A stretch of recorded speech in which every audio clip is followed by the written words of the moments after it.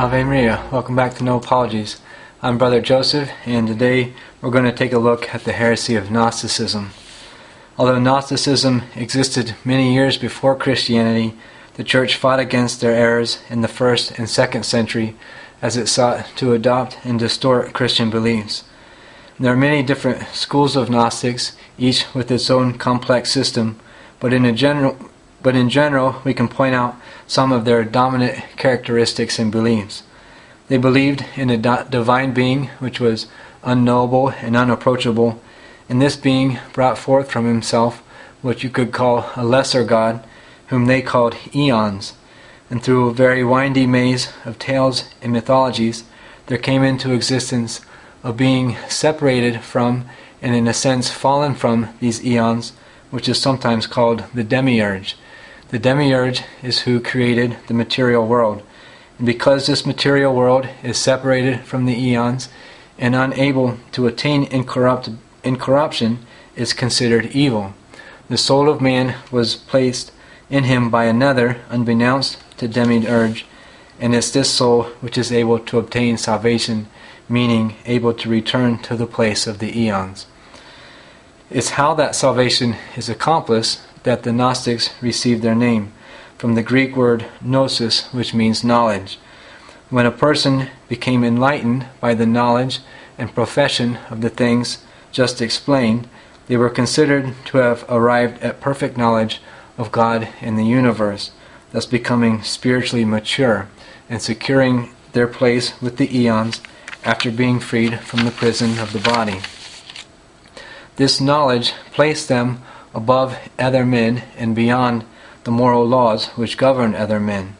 So what would be considered a sin and a stumbling block for the unenlightened wasn't for a Gnostic who was now spiritually mature and thus unaffected spiritually by any kind of act.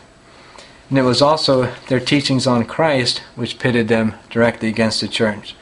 Christ to them was an eon who had appeared on earth to reveal this secret knowledge to a select few, while feeding the rest of the masses with bits and pieces as they were able.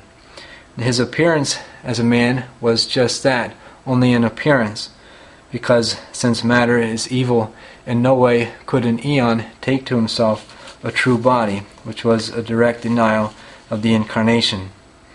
The Gnostics constructed and defend all of these beliefs from any source that they can find and force into their own thoughts, ancient mythologies, other religions, and traditions, which also included sacred scripture.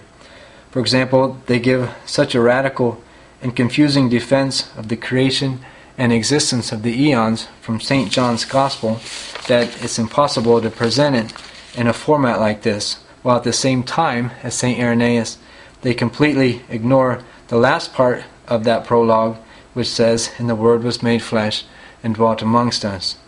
Another example is from the Gospel of Luke, chapter 3:23, which state that Jesus was about 30 years old when he began his public ministries.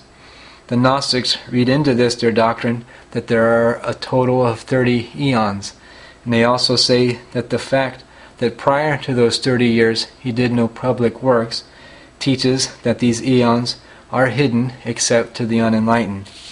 So these kinds of self-assertions, which are based on no authority but their own, are described by St. Irenaeus in his book Against Heresies.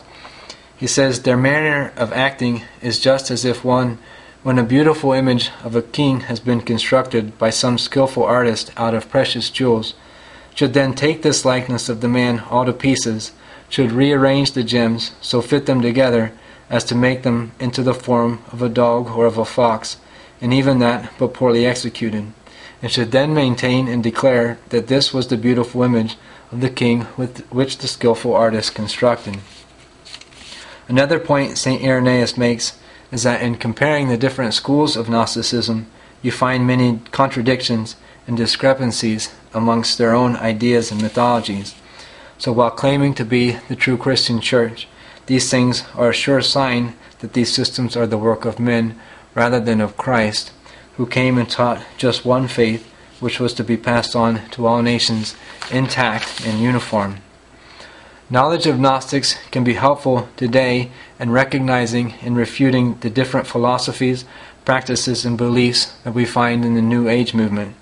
Here too a promise is made of unlocking secret knowledge of the universe and human potential. And this knowledge is offered through things like crystals, spells and charms, incantations, and seances. And once found, it places the now enlightened on a pillar above others. No longer bound by the laws of nature, they are able to go beyond, tapping into secret powers with which to indulge their self-will and self-love. Like Gnosticism, the New Age movement also adopts and distorts terminology and beliefs from any other sources in order to fit them into their own thoughts. Many points of science, astrology, and other religions are given completely different meanings, and often these meanings are so vague and abstract that they come out only mistaking the ridiculous for something mystical or sublime. So thanks for joining me here on No Apologies. Ave Maria.